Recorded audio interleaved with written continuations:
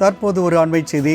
மக்களவையின் தற்காலிக சபாநாயகராக பர்துருஹரி மஸ்தபை நியமித்து குடியரசுத் தலைவர் திரௌபதி முர்மு உத்தரவு பிறப்பித்துள்ளார். அதனை அண்மை செய்தியாக பார்த்துக் கொண்டிருக்கின்றோம். புதிதாக தேர்வு செய்யப்பட்ட எம்பிக்களுக்கு தற்காலிக சபாநாயகர் பதவி பிரமாணம் செய்து வைப்பார் என்றும் தகவல் வெளியாகியுள்ளது. அதனை அண்மை செய்தியாக பார்த்துக் கொண்டிருக்கின்றோம். பர்துருஹரி மஸ்தபை மக்களவையின் தற்காலிக சபாநாயகர் நியமித்து குடியரசுத் தலைவர் திரௌபதி முர்மு உத்தரவு பிறப்பித்துள்ளார். அதனை அண்மை செய்தியாக பார்த்துக் கொண்டிருக்கின்றோம். 18வது மக்களவையின் தேர்ந்தெடுக்கப்பட்ட எம்பிக்களுக்கு பதவி பிரமாணம் செய்வதற்காக தற்காலிக சபாநாயகர் நியமிக்கப்பட்டுள்ளார். அதன்படி பர்துருஹரி மஸ்தபை நியமித்து குடியரசுத் தலைவர் திரௌபதி முர்மு உத்தரவு பிறப்பித்துள்ளார். கூடுதல் விவரங்களை செய்த நந்தினி வழங்க கேட்கலாம். நந்தினி, தற்பொழுது தற்காலிக சபாநாயகர் நியமனம் செய்யப்பட்டுள்ளார். இது குறித்தான கூடுதல் விவரங்களை பதிவு செய்யலாம்.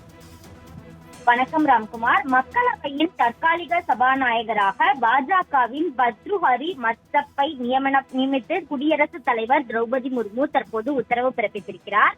நாடாளுமன்ற உறுப்பினர்கள் பதவியேற்ற பிறகு மக்களவையில் புதிய சபாநாயகர் தேர்தல் என்பது நடைபெற இருக்கிறது.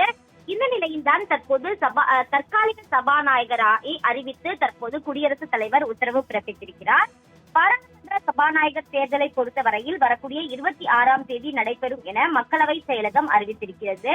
நடைபெற்ற 18வது மக்களவை தேர்தலில் ஆட்சிக்கு தேவையான பெரும்பான்மை இடங்களான 272 இடங்களை பாஜக பெறவில்லை.